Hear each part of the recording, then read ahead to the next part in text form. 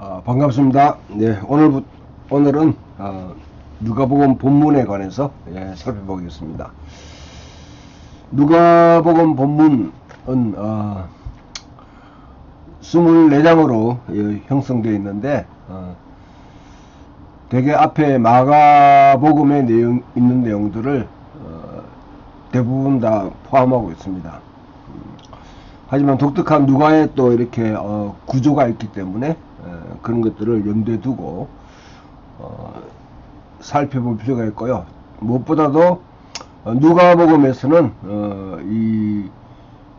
지난주에 제가 잠깐 설명했듯이 주변부의 반란이라는 측면에서 어떻게 나사렛이라는 전체 로마 제국의 상황, AD 90년 당시에 그 상황 속에 가장 주변부에 있던 한 조그만 30가구밖에 살지 않는 그 마을 고을에서 시작된 복음이 어떻게 해서 지금 사도행전 28장에까지 이르게 되면 그 로마의 심장부까지 그 복음이 들어가게 됐느냐, 하나님 나라의 선포가. 이 내용을 누가는 사실 이제 말하고 싶은 거죠. 우리가 첫 시간부터 쭉 해왔던 것을 다시 한 번 더 우리가 같이 연결시켜 보게 된다면 이스라엘의 이야기, 창조와 이스라엘 선택이라는 언약, 그리고 이스라엘 유배라는 이 상황 속에 예수님이 오셔서 유배의 종식을 하시고 야훼가 시온으로 귀환하며 야훼가 진정한 왕으로 이제 통치하시는 그 하나님 나라가 이루어지는 거기에 대한 예수님의 이야기, 그 이야기가 누가복음에서 펼쳐집니다.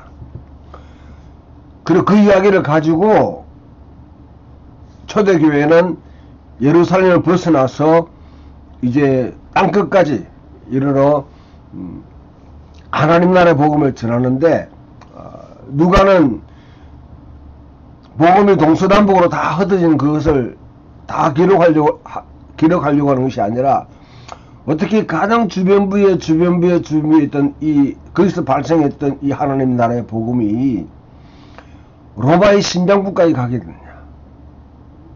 결국은 로마 제국을 전복시키는, 복음으로 전복시키는, 칼과 무기와 경제력이나 다른 힘으로 그렇게 전복시키는 것이 아니라 하나님 나라의 가치, 하나님 나라 운동으로 변혁시키는, 그것을 누가는 기록하고 있습니다. 누가복음은 그래서 예수님의 이야기가 어떻게 이스라엘 이야기가 되고 그것이 전체 하나님의 이야기가 되는가, 창조주 하나님의 이야기가 되는가, 그것을 기록하고 있습니다. 전반적으로 우리가 살펴보게 되면 이 프롤로그가 있고요. 다른 복음서와는 다른 독특한 프롤로그죠. 왜 이거를 쓰는지에 설명하고, 그 다음에 예수님의 선구자와 구세주의 탄생에 관해서 소위 말하는 탄생 이야기, 유아기 이야기라고 그렇게 하죠. 유아기 이야기를 설정해 놓고, 그 다음에 예수님의 사역을 위한 준비가 3장 4장에 이와 같이 예수님의 세례 요한과 아울러서 이 예수님의 세례, 예수님의 시험, 예수님의 족보, 이것을 가지고 예수님의 무대에 공식적인 무대에 등장하기 전에 예수님을 준비시키는 일을 하고요. 그 다음에 4장부터 9장 50절까지 여기 봐 갈릴리 사역입니다. 그래서 이곳은 하나님의 나라에 대한 플랫폼, 예수님이 갈릴리를 바탕으로 해서 하나님 나라 운동의 플랫폼을 갈릴리에서 형성하게 됩니다. 그 갈릴리에서 선포하는 그 과정 속에 여러분 이야기 보면 계속 반복되는 것 같고, 왜 이렇게 배치해야 되는지 이해가 힘들 수도 있는 예수님의 뭐 레위라든지 아니면 다른 어떤 그런 세리와 죄인과 더불어 식사한다든지, 또한 아울러서 병자를 고치는데 한 번만 고치는 거 이렇게 한 번, 두 번, 세 번, 뭐 그런 걸 반복한다. 귀신을 쫓아내는 사건, 이런 것을 왜 이렇게 기록하는가? 그것은 다 그냥 이렇게 무작위적으로 뭐 잘하면 쭉 얹어놓은 그런 것이 아니라, 하나하나 다 어떤 하나의 나라가 이 땅에 뿌리를 내리고 플랫폼을 형성하는데 중요한 그런 역할을 하는 것이죠. 그 이야기들을 담아 놓는다 그러면, 그러니까 기존 이런 토양 속에 하나님의 나라가 뿌리를 내릴 때에, 그때 무엇을 이렇게 극복해 나가고 무엇을 전복시키고 어떤 생명력을 일으키는지, 그것을 이 갈릴리 사역에서 볼 수 있다고 그러면, 갈릴리 사역에 이제 이렇게 딱 이러고 나면 그 다음에는 전반적으로 가이사랴 빌립보에서 신앙고백, 마가복음에 있는 도식대로 가이사랴 빌립보에서 신앙고백 이후에 변화산을 경험하고, 그 다음에 곧장 9장 51절부터 19장까지는 예루살렘으로 올라갑니다. 이것을 예루살렘 여행이라, 그래서 여행기사라 그렇게 합니다. 여행기사. 이거로 트래블 내러티브라 그렇게 하는데요. 이게 바로 이제 도와 관계돼. 여행이라는 것은 여정이라는 길과 관계되죠. 길은 호도스라는 이 길, 이게 바로 도입니다. 도. 그럼 이게 제자도와 관계됐겠죠. 제자도와 관계되어 있는 말씀들을 통해서 이 내용들에서, 여기서 제자도라는 측면에서는 누가가 마가의 기본적인 틀을 유지하지만은, 그러나 이 가운데 복음이 무엇인가, 하나님의 나라가 무엇인가에 대해서 아주 밀도 있는, 그런 아주 촘촘하게 밀도 있는 그런 내용들을 채워놓고 있습니다. 9장 48절까지가 이제 그 사교 사건과 그 다음에 문화 사건, 문화 비유를 하고 난 뒤에 그 다음에 20장부터는 예루살렘에 올라가셔서 활동하시고, 그 다음에 순환을 겪으시고, 그 다음에 부활과 성천을 이루시는 예루살렘에서 일어났던 이야기들. 대개 보게 되면 중심적으로 보게 되면 예수님의 갈릴리 사역, 예루살렘으로 여행, 그 다음에 예루살렘에서의 행동, 이 세 가지가 하나의 중요한 본문 내용이 되겠죠. 물론 그 앞에 있는 내용들이 이것을 준비시키는 그런 과정들이 포함되어 있습니다. 다시 도식적으로 보게 되면 갈릴리 나사렛에 시작된 이 복음이 갈릴리 전체를 갖다 전파하고, 여기 가이사랴 빌립보에서 최종적으로 갈릴리 사역에 대한 전반적인 그것을 정리하고 난 뒤에, 그 다음에 곧장 이 예루살렘으로 그와 같이 이제 여정을 밟으신다.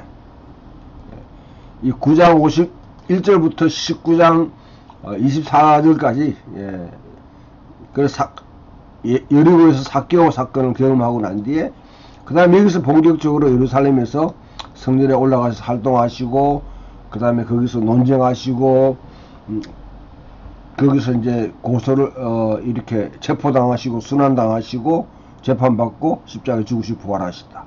그 사건들을 이렇게 1, 2, 3 이 구도로 여러분 딱 이렇게 염두에 두시면 누가복음은 한눈에 그렇게 들어올 수 있습니다.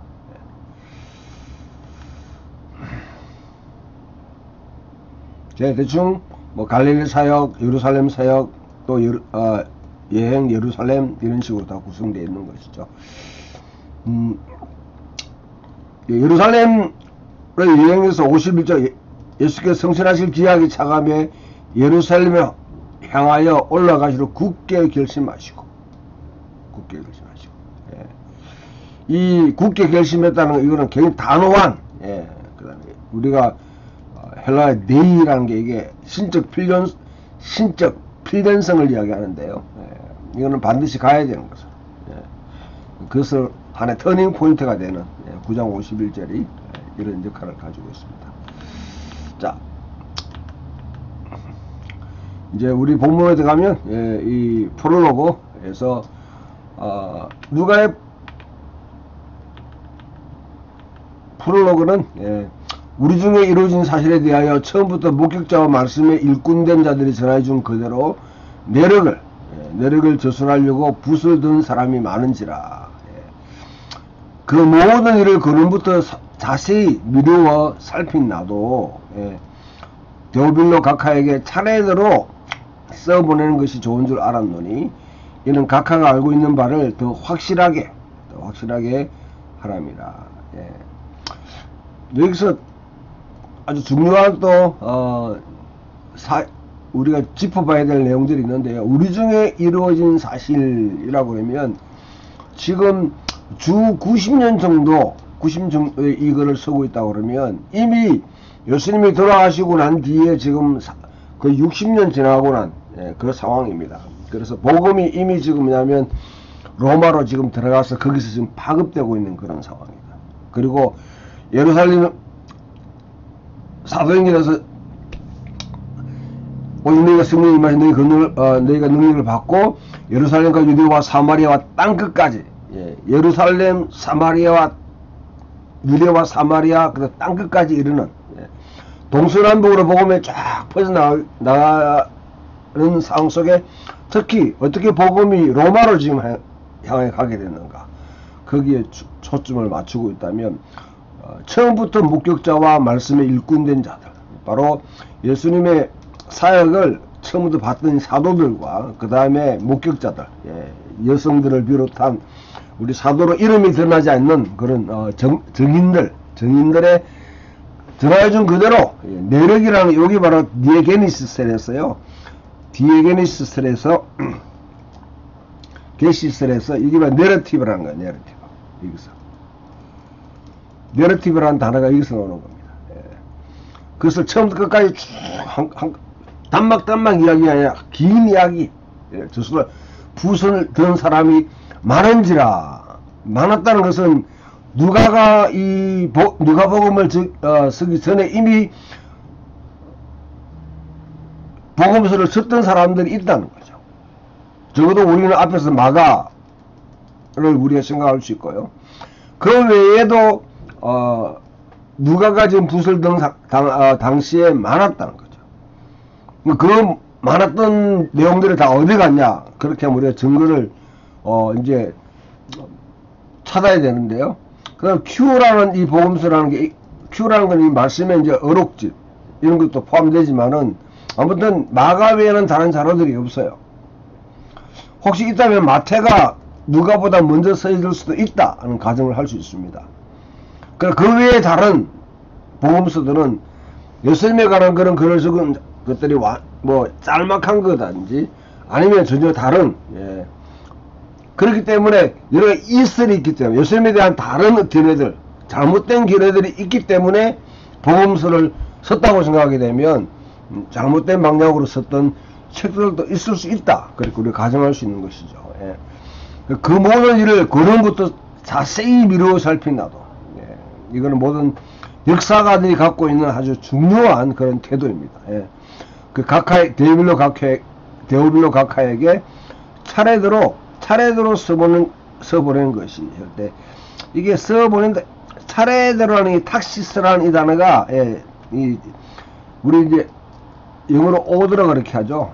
질서대로 이거는 모든 내러티브 이거는 아리스토텔레스의 하나의 내러티브를 형성하는 데 있어서 뭐 이렇게 일어난 순서대로 이야기한다는 것이 아니라 논리적인 그런 순서대로 논리성을 갖고 연결성을 갖고 구성하는 것을 이야기할 때 차례대로 쓴다 그렇게 합니다.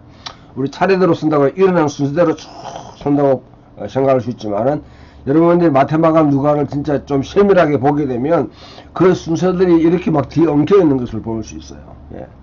그런 걸 가지고 마치 다큐멘터리를 쓰는 사람이나 아니면 기자가 현장을 갖다 취재해서 그냥 이렇게 연대기별로 그렇게 쓴다고 생각할 수 있는데 그 연대기적인 서술이 아니다는 것이. 이거는 논리적인 하나의 이야기를 쭉 이어가는 앞뒤가 다 서로 연결성이 있는 그런 이야기를 써보는 게 좋은 줄 알았다. 그리고 그것은 각하가 알고 있는 바를, 이미 믿고 있는 바를 더 확실하게, 아스펠리아라는 이런 더 확실하게 하기 위함이다. 믿음, 누가 복음을 읽고 그 믿음이 더 확실하게 확정시킬 수 있는 그런 역할을 한다고 이렇게 서론을 이야기하고 있습니다.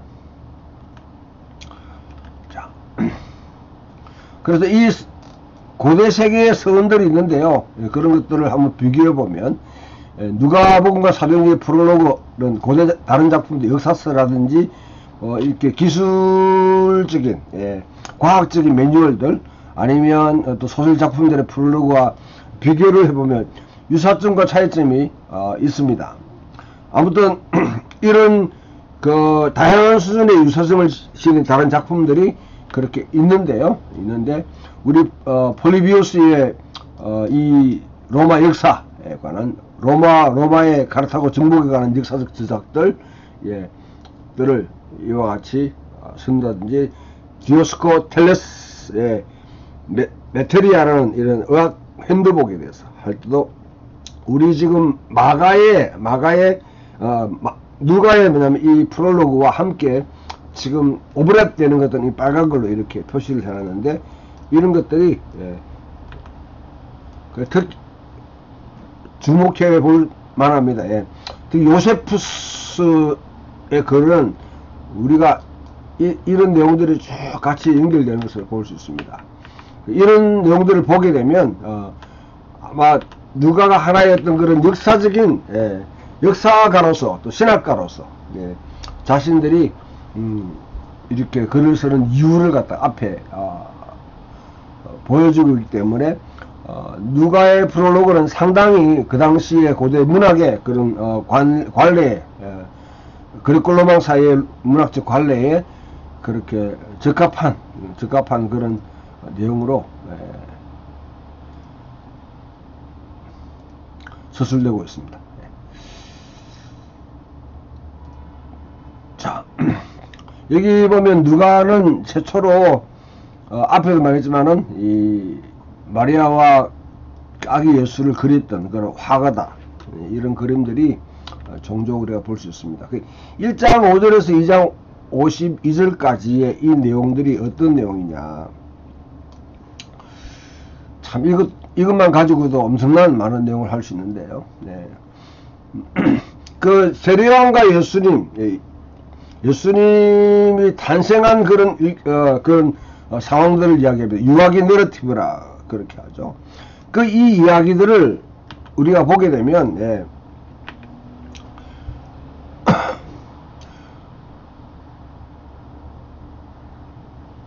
누가가 이 복음을 쓸 때 그냥 단순하게 딱 자기 나름대로 출발시키는 것이 아니라 앞에 구약과 연결시킨다 하는 것을 항상 염두에 둬야 됩니다. 특히 여러분 이 구약에서 보게 되면 말라기가 이제 지금 최종적인 그 구약인데요. 4장의 가장 마지막 부분 세례 요한의 엘리야의 등장에 대해서 설명하는데 그것이 바로 세례 요한과 연결될 수 있는 것이죠. 말라기는 특히 엘리야가 오겠다. 그 엘리야가 누구냐? 바로 세례 요한이라는 것이죠. 예수님이 분명히 엘리야가 오겠다는데 왜 안 옵니까? 했을 때 바로 세례 요한이다. 자기 선구자로서. 자, 그 다음에 이사야 40장에 보면 광야에 외친 자의 소리가 등장하고 그 다음에 야훼가 시온으로 돌아오면서 메시아가 소개되는 그 과정과 같이 연결되어 있는 것이죠.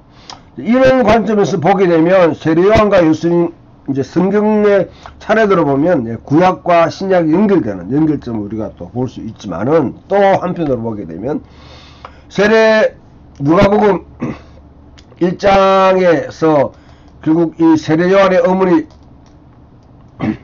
엘리사벳과 이 사가라를 보게 되면 이 둘이 암시하고 있는 바가 굉장히 커요.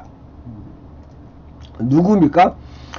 바로 여러분 구약으로 가보면 구약에 사무엘서를 갖다가 우리가 염두에 두게 만듭니다. 사무엘서에서 결국 그 한나의 이야기가 지금 한나와 사무엘의 탄생 이야기가 지금 여기 연결되는 것이죠. 그 이야기를 지금 같이 연결시켜서 그 다음에 예수를 소개하는. 그러면 세례요한은 사무엘의 역할을 하게 되고, 그 다음에 사무엘의 궁극적인 목적은 사무엘이 중요한 시대의 전환을 나타내는 중요한 인물입니다. 사사기 시대가 이제 종결되고 350년 이상 지속됐던 사사기 시대가 종결되고, 이제 새롭게 왕정 시대로 가는, 그 왕정 시대 가운데도 사실 사울왕은 실패한 왕이죠. 폐기 처분된 왕이죠. 탄핵당한 그런 왕입니다. 그 실제로 등장하는 다윗을 세우는데, 다윗을 옹립하는데 사무엘이 결정적인 역할을 하게 되고, 사무엘을 갖다가 왕으로 세우고 난 뒤에 사실은 사무엘의 역할은 거의 이제 무대에 사라지게 됩니다. 단지 죽었다는 그것만 보고하고 있을 뿐인데요. 사무엘의 역할은 결국 다윗을 세우는 것이에요. 이와 같이 사무엘과 다윗이라는 이 구도를 가지고 누가는 바로 세례요한과 예수님의 지금 관계를 갖다가 지금 이렇게 연결시키고 있는 것이죠. 그래서 다윗을 통해서 진정한 하나님의 나라의 통치를 갖다가 최고조로 보여줬던 그 모델을 가지고 와서 지금 누가가 연결시키고 있습니다. 우리 마태는 제가 앞에 말했듯이 역대기에 족보를 쭉 가지고 족보와 연결시킨다고 그러면, 마가는 이사야 40장과 연결시켜서 그런 구약의 어떤 연결고리 가운데서 예수를 소개한다. 요한은 새로운 창세기, 새로운 출애굽이라는 그런 측면에서 태초에 하나님의 말씀이 계시니라. 그 말씀이 하나님과 함께 계셨고, 그 말씀은 곧 하나님이시라. 새로운 창세기를 쓴다는 측면에서 요한은 창세기를 연결시키고 있는 거죠. 이런 점을 주목하게 되면 사무엘과 다윗의 그런 관계, 한나의 이야기가 상당히, 한나의 이제 그 찬송시가 이 마리아 창가라든지 그 다음에 사간의 축복송, 여기에 아주 중요하게 그런 다 시시하게 다 이렇게 녹아들게 되었습니다. 이스라엘의 회복에 대한 희망, 그들 인물이 출현해서 동반하는 정말론적인 기쁨을 가져오는 자로서, 바로 약속된 다윗적 구세주로서 예수를 갖다가 연결시켰는데, 그분이 도대체 어떤 일을 하는가, 는 이 네 가지 찬송시에 다 연결되었습니다. 그것을 누가복음 1, 2장에서 이 네 가지 찬송시, 마리아 창가와 그 다음에 이 글로리아, 인 엑셀시스, 지극히 높은 곳에서 하는 영광이요, 사간의 축복성, 그 다음 시몬의 찬송시, 눈크 디미티스, 이 네 가지의 이 찬송시들은 그야말로 예수님이 이 땅에 오셔서 무슨 일을 행할지, 그 다음에 어떤 일이 일어날지에 대한 그 초점은 이스라엘의 회복입니다. 이스라엘이 회복되고 하나님 나라가 선포되면 어떤 일이 일어날 것인가, 그것을 정말 이렇게 상세하게 아주 신학적으로 풀어주고 있는 내용입니다.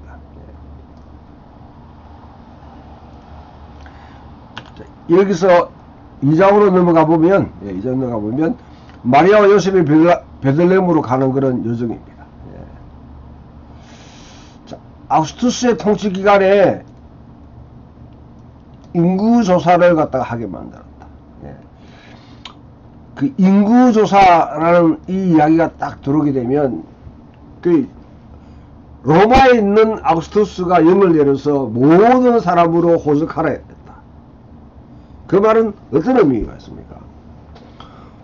그 로마, 그 제국의 핵심에 있던 로마 제국의 황제, 그 가운데 가장 주변부에 쫙 골짜기에 있는 이 나사렛, 이 사회가 완전히 떨어진 것이 아니라 이 하나의 명령으로 인해서 여기서 지금 움직여야 되는 상황이에요.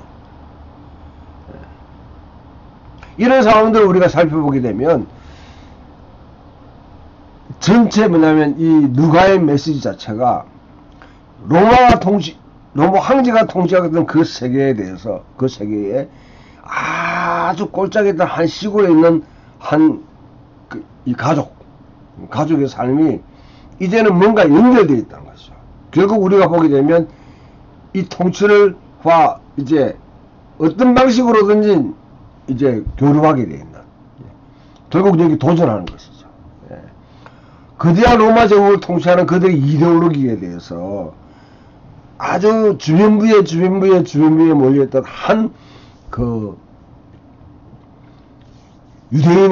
유대인의 한 이야기, 한 가족의 그런 소명이 결국 이 제국 전체를 뒤흔드는 그런 복음을 가지고 왔다 하는 것을 미리 암시해주고 있는데, 이 인구조사는 결국 세금을 거두는 것이죠.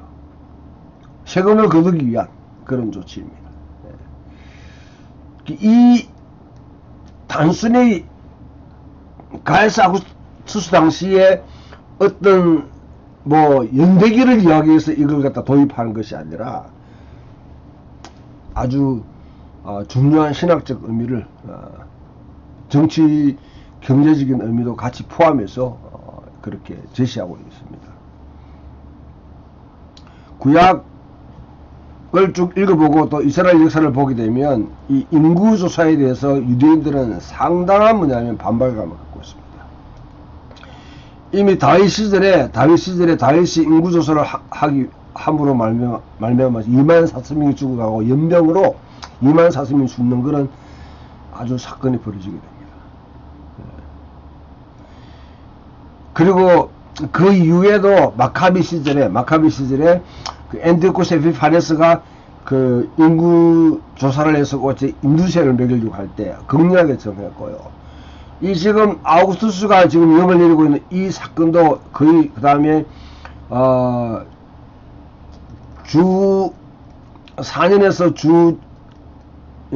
주전 4년에서 주 6년까지의 그런 사건을 지금 이야기하고 있는데요. 주 6년에 갈릴리에서 뭐냐면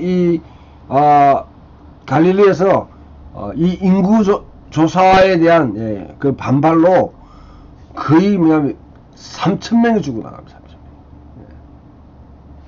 그런 대반란이 생기게 되고, 그때 유다라는 하나의 뭐냐면 갈릴리 유다가 그때 본격적으로 이렇게 반란을 일으키면서 사실은 전체 이 열심당원 운동을 갖다 부활시킨 그런 사건이 이 인구조사 사건입니다.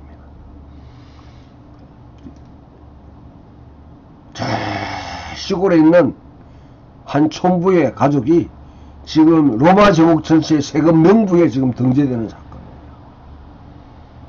이게 어떤 재판을 갖고 있는가? 단순히 예수님이 오셔가지고 종교적으로 어떤 메시아 운동을 하면서 마치 오늘날 우리 이단들이 하듯이 그냥 사람들 끌어모아가지고 어떤 종교 집회하고 하는 그런 일을 하기 위해서 주님이 오신 게 아니라, 지금 이 단순한 사건을 보여주듯이 이 이야기가 보여주듯이 로마의 통치가 곳곳에 막 영향을 미칠 때에 결국 세금과 그 다음에 세금으로 인해서 빚이라는 걸 갖다 질 수밖에 없는 채무가, 그 다음에 땅을 내놓는, 땅을 내놓음으로 해서 소작농이 생기고, 그 다음 마치 일일 노동자가 되고 하는 이런 열악한 전체적인 경제적인 상황, 정치 경제적인 상황을 지금 다 반영하고 있는 한 이야기인 거예요. 그런 상황 속에 파고들면서 하나님의 복음이 어떻게 이 로마 이데올로기, 로마의 지배 속에 있는 이 사탄의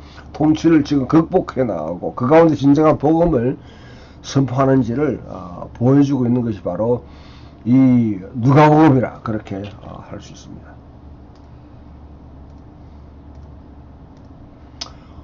요셉은 조상의 땅에 자신의 소유권을 주장하기 위해서 등록하기 위해서 그렇게 갔다고 볼 수 있는 거죠. 아무튼 예수 가족은 충실하고 독실한 이스라엘의 인으로 표현됩니다. 그리고 뒤에 보게 되면 예수님이 태어났을 때의 그와 같이 할례를 향하고, 그 다음에 12살 될 때에 또 성전으로 올라가서 이제 이와 같이 성인식 하는 그 장면도 보게 됩니다. 마지막 부분에 예수님이 12살 될 때에 성전의 모습을 드러내는 장면. 12살이라는 것은 하나의 이스라엘 민족에는 성인식에 해당되는 그런 나이입니다. 이 나이는 이스라엘 고대 사회에서는 12입니다. 그때부터 부모로부터 양육이 끝나고 이제 본격적으로 자기의 삶을 살아가는 그런 시기가 12살, 13살입니다. 유월절을 준수하기 위해서 규칙적으로 예수님을 순례하는 그 성가정, 하나님의 가족입니다. 그 예수님은 어린아이에 불구하고 성전에 올라가셔서 가르치고 청중들을 놀라게 하고 당시에 최고 랍비들과 함께 논쟁할 때 전혀 밀리지 않았다는 것입니다. 밀리지 않았다. 그 누가는 예수님의 지혜와 하나님의 은총으로 자라났다. 키가 자라듯이 그와 같이 하나님과 사람 앞에 상서로 갔더라 하는 이야기로 그렇게 마무리를 하고 있습니다. 이 이야기를 여러분 그냥 이렇게만 거쳐버리면 예수님이 잘하셨고 훌륭하게 어릴 때부터 출중하셨구나 그렇게 이해할 수 있지만은, 그러나 여러분 이 이야기는 이 가이사 아구스투스의 이야기와 지금 병행되고 있어요.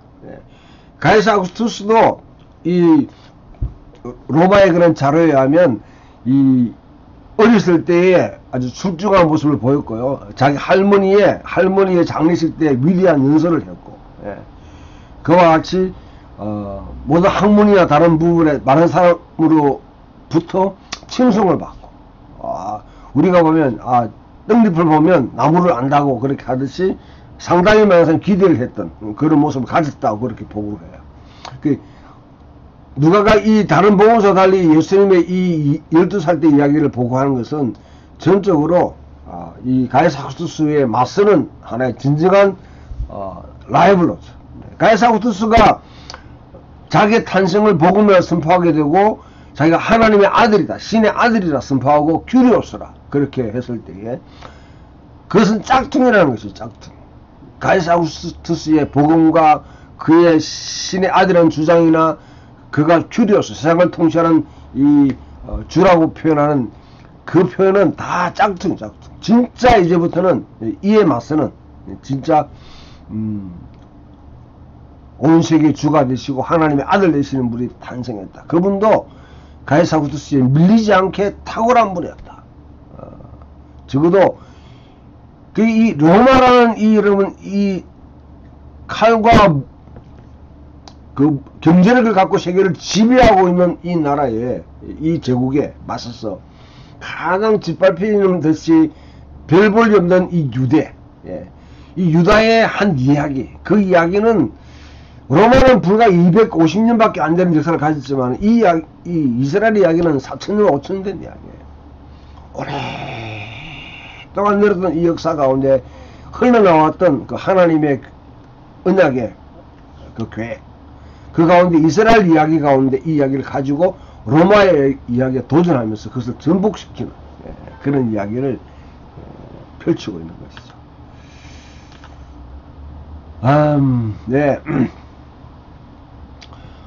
그 다음에 3장 4장에 넘어가게 되면 예수님의 사역을 위한 준비를 합니다. 누가는 예수님이 세례요한을 예수님의 예언적 선구자로 그렇게 묘사합니다. 여기에 이제 여러분 중요한 것은 이 누가복음 3장 1절에서 3절을 여러분 읽어보게 되면 굉장히 의미 있는 그런 이야기가, 세례요한이 등장할 때에 어떻게 묘사하고 있는가. 그 티베리우스 황제가 통치한 지 15년, 본디오 빌라도가 유대 총독으로 그 당시에 헤롯이 갈릴리 분봉왕으로, 동생 빌립이 유대와 드라코니 지방의 분봉왕으로, 누사니아가 아빌레네의 분봉왕으로, 안나스와 가야바가 대제사장으로 있을 때에 그 하나님의 말씀이 빈들에서 사가랴 아들 요한에게 임하니라 그렇게 표현하는 것이죠. 자, 이 이야기 1장에서 3장 이 보게 되면 여러분 전체 이런 이 로마의 하나의 이걸 갖다 영상 감독이 지금 이걸 갖다 연출한다고 그러면 어떤 모습일까요? 일단은 여러분 이 제국의 중심에 있는 로마를 갖다 쫙 비추고 거기에 제위 15년째에 해당하는 티베르스 황제, 아우구스투스를 이어받았던 두 번째 황제 티베르스의 그 찬란했던 왕궁을 보여주고 그의 위엄을 탁 보여준다고 그러면, 자, 그 다음에 앵글이 뭐냐면 여기에 계속 머무르는 것이 아니라 급작스럽게 이것을 포기해버리고 이 제국의 동쪽 아주 골치 아픈 땅으로 유다로 가게 됩니다. 유다 가운데도 예루살렘이 아니에요. 여기가 예루살렘이 아니라 가장 골치 아픈 이 갈릴리, 예. 이런 지역 속으로 쭉 보여줍니다. 그런데 이것도, 이 가운데 여러분, 빌라도가 뭐 로마 총독으로 분부왕들이 어디를 통치하고, 그 다음에 예루살렘에 있는 안나스와 가야바가 다 있는데, 하나님의 말씀이 도대체 어디에 있느냐, 하나님의 말씀이. 하나님은 온 천지를 창조하시고 역사를 주관하시는 하나님은 도대체 어디에 주목하고 있는가. 예. 결코 로마 황제도 아니고 여기 있는 이 분부왕들이나 안나스와 가야바 같은 소위 말하면 하나님의 그런 그 소명을 이어받고 자기 하나님 대리인으로서 행동한다는 이들도 아니에요. 하나님의 말씀은 광야에서 있는 요한에게 임한지라. 이 말씀은 로마 제국과 그 다음에 로마 제국의 이 아루들 이 지금 통치하고 있는 이 세계에 정면적으로 맞서는, 이스라엘 역사 가운데 여러분 이 광야라는 걸 딱 생각해 보면, 광야는 거의 새로운 세상을 만들기 위한 하나의 뭐냐면 혁명적인 그런 장소입니다. 누구든지 1세기 당시에 요단의 광야에서 세례를 베푸는 그런 사역을 했다고 그러면 그냥 단순하게 종교적인 행위를 했다고 아니면 자기들끼리 그냥 종교의식을 행한 것으로 보지 않았습니다. 1세기 당시에 누구든지 그것을 보게 되면 그거는 정치적인 행동이다. 현재 있는 기존 질서를 뒤흔드는 그런 일을 준비하고 있다. 누구든지 그렇게 생각했을 거예요. 그 가운데서 하나님의 말씀이 광야에 있는 요한에게 임하니라. 결국 티베르스 황제도 아니고요, 이 본디오 빌라도도 아니고 4명의 다른 헤롯 대왕의 아들들도 아니고 안나스와 가야바도 아닌, 지금 하나님의 하나님의 역사를 깨뚫고 오셔서 결정적으로 행동하시는 그 일이 이제는 뭐냐면 광야에 있는 세례 요한으로부터 지금 출발된다 하는 것을 그렇게 말하고 있는 것이죠. 그때부터 이제는 심각한 충돌을 갖다가 이제는 예고하고 있는, 지금부터 기존 질서를 전복시키고 그게 도전하고 전복시키고 뒤흔드는 그런 사건이 유대 광야에서 지금 일어났다고 그렇게 바로 그 일을 주관하는 사람이 바로 세례요한입니다. 세례는 두 가지 방식으로 이야기하는 것. 첫 번째로는 그 당시에 이렇게 살고 있던 유대인들에게 너희가 아브라함의 후손이라고 생각해서 심판에 면제된다고 생각하지 마라. 지금 도끼가 나무에 지금 놓여 있다. 도끼가 나무 위에 놓여 있다는 이 말을 여러분 딱 생각하면 항상 이사야 6장으로 돌아가야 돼요. 상수리 나무와 밤나무가 배임을 당할지라도 그 지금 뭐냐면 거룩한 거루투기가 나와있는데 거루투기가 바로 거룩한 시다.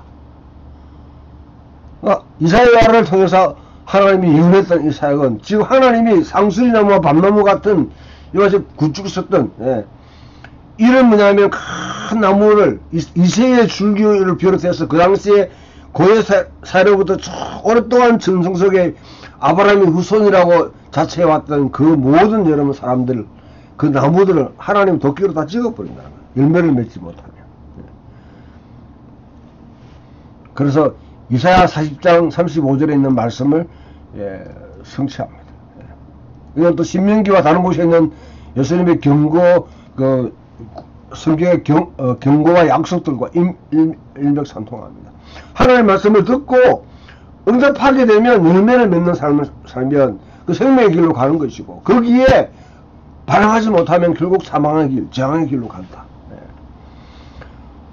그렇게 하면서 예수님의 사역을 예비해 나가고 있는 거죠. 그리고 이사야 40장 35절에 광야에 외치는 자의 소리로서 구체적으로 해결을 갖다가 우리에게 요구하게 됩니다. 세례요한은 그냥 단순하게 그냥 회개하라, 교회 오라, 그렇게 하는 것이 아니라 오는 자들에게 아주 교회로 오는 자들, 자기 오는 자들에게 너희가 아브라함의 후손이라고 안심하지 마라. 도끼가 지금 나무 위에 지금 놓여 있다. 어떻게 하오리까? 어떻게 하오리까? 사람들에게 그와 같은 회개의 구체적인 반응이 나오도록, 군인들에게는 너희가 받는 봉급에 대한 것을 더 이상 뭐냐면 사람들을 갖다가 그와 같이 막 강압하고 하지 말라. 세리들에게는 너에게 할당되기 위해 다른 것을 늙증하지 말라.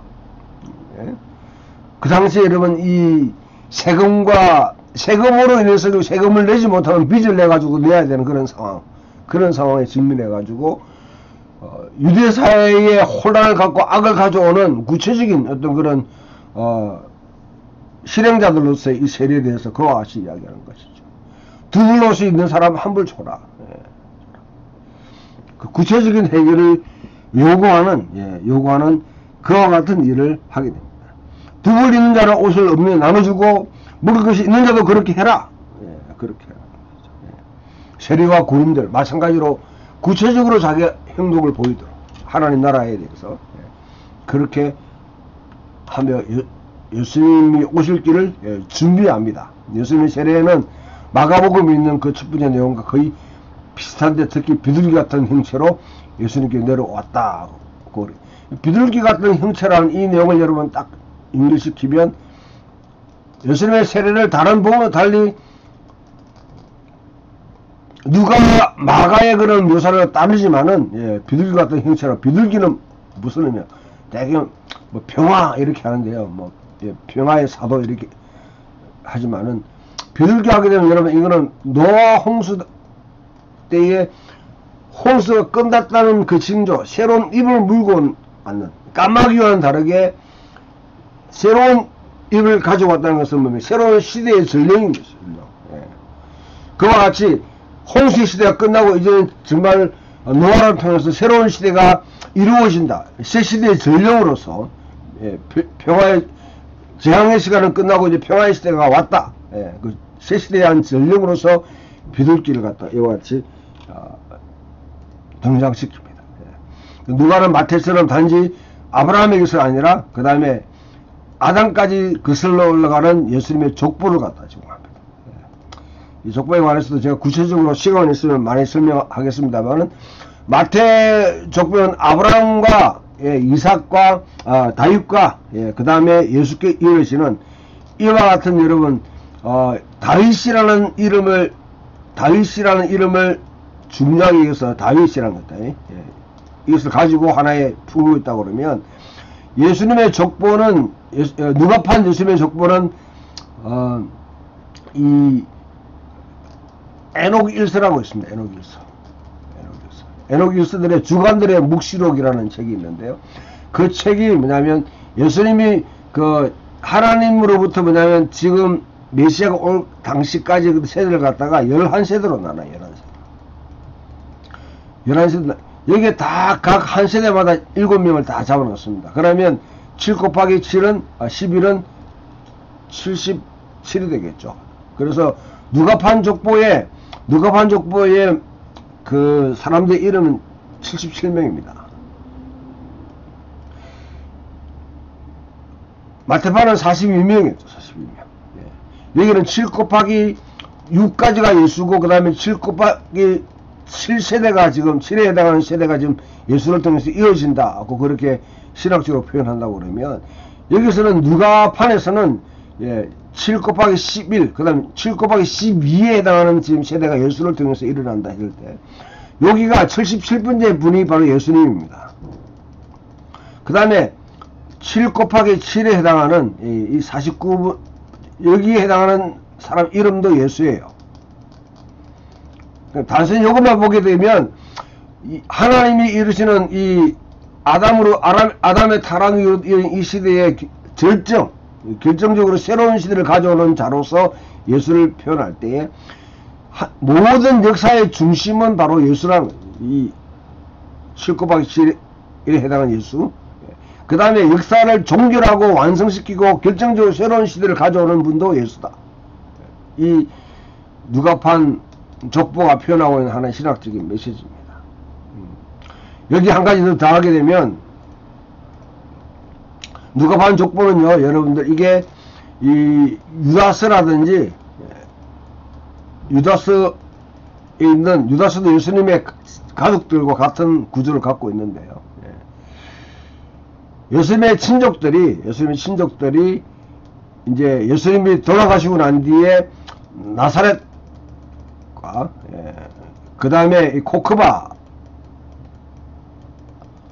곳, 나사렛은 이사야 11장 1절에 기반을 둔 거지. 코크바라는 것은 민수기 24장에 있는 그 별이라는 거기에 기반을 두고 이 발람의 연이죠. 발람의 연. 그리고 코크바, 이 두 도시에 정주하면서 지금 우리가 유프라테스 강과 티그리스 강변, 지금 이라크 북부 지역 그 위에 있는 아르메니아 지역까지 이르러서 거기에 복음을 전하러 갈 때에 그들이 여러분 사용했던 그 전도지가 뭐냐면, 전도지가 누가판 예수족보예요. 그는 지금 제가 정글할 때 다 설명할 수 없습니다만은 그걸 가지고 가면서 그것을 주의합니다. 일일이 그것을 풀어가면서 바로 역사의 중심이시고 새로운 시대를 가지고 메시아가 누구냐? 바로 이 예수다 하는 것을 증거해서 그와 같이 곳곳에 복음을 전했고, 그 친족들이 복음을 전하면서 순교자도 이렇게 탄생하게 되고, 이런 내용들은 여러분 유시비우스의 그 교회사에 보면, 그 다음에 다른 문헌들에 보면 등장합니다. 그리고 이 예수님의 친족들이 이와 같이 누가판 족보를 갖고 다니면서 복음을 전했던 그 후예들이 지금도 남아있어요. 그들이 누구냐면 바로 앞에 제가 설명했듯이 그 이라크에 있는 이 N자를 사용하는, 뭐 지난주 제가 이런 IS에게 핍박받는 그리스도인들의 이야기를 할 때 이것을 N자, 이게 나사렛, 그 이라크 모술에 있는 그리스도인들이 자기 자신을 표현할 때에 우리처럼 십자가 형태를 사용하지 않고 그들 N자를 사용해요. 나사렛 사람들로 표시하는 겁니다. 예수님의 가족들이 전도했던 그 복음의 흔적이 지금도 남아있다. 것이죠. 이와 같이 족보를 통해서 예수님 누구인지를 보여주고요. 그 다음에 누가판 시험 이야기는 거의 마태판과 거의 비슷합니다. 마태판이나 누가판이나 예수님의 시험 자체는 여러분, 이거는 쉐마에 대한 시험이에요. 쉐마에 대한 시험. 쉐마에서 하나님은 오직 한 분이시니 너는 마음을 다하고 뜻을 다하고 힘을 다하여 내 하나님을 사랑하라. 이것을 갖다 지금 시험 받는 장면입니다. 마태와 누가는 순서만 좀 바꿨을 뿐이고요. 자, 마음을 다하는 것은 내가 뭐냐면 돌로 떡을 만들어 했을 때 그것을 만들지 않아요. 만들지 않습니다. 그것은 하나의 어떤 그런 자기 그 생각, 의지를 말한 것이고, 뜻이라고 하면 되게 의지로 생각할 수 있는데 이거는 생명과 관계되었습니다. 그 두 번째 시험이 뭡니까? 성전 꼭대기에서 뛰어내리라. 자, 목숨에 대한 시험이죠. 그때 인간의 술수를 통해서 뭐냐면, 아니면 뭔가 자기 안전을 위해서 조치를 취할 것인지, 아니면 야훼 하나님을 신뢰할 것인지. 힘이라는 것은 고대 사회에서는, 유대 사회에서는 이거는 재산과 권력과 관계되었습니다. 권력. 그러니까 내 앞에 굴복해라. 너 저래라 그러면 내게 권세를 주겠다. 이 세 가지 시험을 갖다 받는 거죠. 그 광야에서 예수님이 받은 시험은 네가 전적으로 쉐마를 갖다 매일 암송하고 1세기 당시 모든 유대인들이 거의 하루에 3번씩 그와 같이 암송하면서 야훼 하나님 사랑한다고 진짜 너가 하나님의 아들이냐? 하나님의 아들로서의 하나님의 진정한 이스라엘로서의 네가 진짜 그렇게 할 수 있는지, 아니면 응급한 일이 생겼을 때에 우회로를 택해서 다른 대안 뭐 이렇게 소위 말하는 꼼수를 사용할 것인지, 거기에 대해서 시험해 보는 것이죠.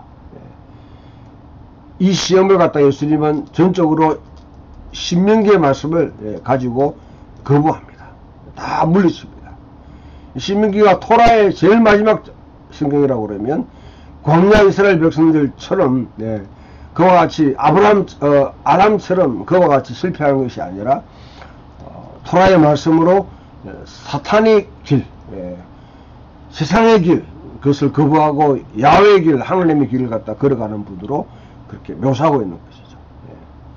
이 내용들을 좀 더 우리가 마가와 마태, 누가를 딱 비교하면, 마가복음에는 짤막하게 예수님이 사탄이 성령의 예수를 강제로 몰아낸지라 막 몰고 갔다는 거죠. 거기서 했던 것은 짐승들과 함께 있는 예수, 천사가 지금 그 예수를 갖다 수발하는 그런 예수를 묘사하고 있다면, 이거는 이제 에덴의 이미지, 그 다음에 이사야 11장에 있는 영광스러운 하나님의 나라에 대한 그림, 이 그림을 염두에 두면서 아담의 실패, 아담은 동물과 같이 있었고 짐승과 같이 있었는데 결국 뭐냐면 창조세계를 파괴하는 그런 일을 갖다 가져왔다. 그러면 예수는 그 창조세계에 대한 진정한 책임을 질 수 있는 분인지 아닌지, 거기에 대한 하나의 시험을 받았다고 하면, 이 마태와 누가는 쉐마, 결국 이게 연결된 아담의 실패, 이거는 이스라엘에 대한 시험입니다. 네가 진짜 하나님을 사랑한다면 이스라엘이란 진정한 이스라엘이라면 세상이 제시하고 네가 임기응변으로 동원할 수 있는 방법으로 그 하나님 진정한 이스라엘의 길을 걸어갈 것인지, 아니면 옛 조상이 내려줬던 토라에 기반해서 진정으로 하나님을 사랑하는 자로서 네 소명을 감당할 것인지, 거기에 대한 시험을 받는 것이죠. 자, 세례를 받고 나면, 세례를 받았다는 것은 앞에 마가복음에도 하나님의 아들로서 이제 메시아로서의 기름 부음을 받았다는 것이죠. 그러면 세례 이후에는 검증이 필요합니다. 첫 번째는 고대 사회는 어떤 사람이 도대체 우리가 보면 혈연 아니면 뭐 학연, 지연 등등이 고대 사회는 동원돼서 이 사람이 누군지를 보는 것이죠.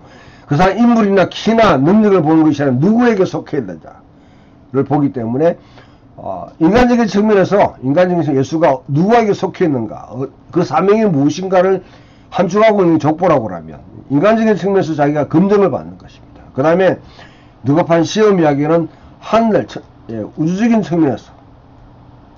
측면에서 사탄의 세력과 그 다음에 다른 모든 천사들의 세력 앞에서 예수님이 진정으로 메시아적인 자격이 있는지 없는지 그것을 검증하고 있는 것이죠. 이 검증 관계가 끝나고 난 뒤에 이제 사장에 넘어가게 되면 예수님이 본격적으로 이제 갈릴리 사역을 시작하시는 장면을 보게 됩니다. 이제 이어서 계속 강의하도록 그렇게 하겠습니다.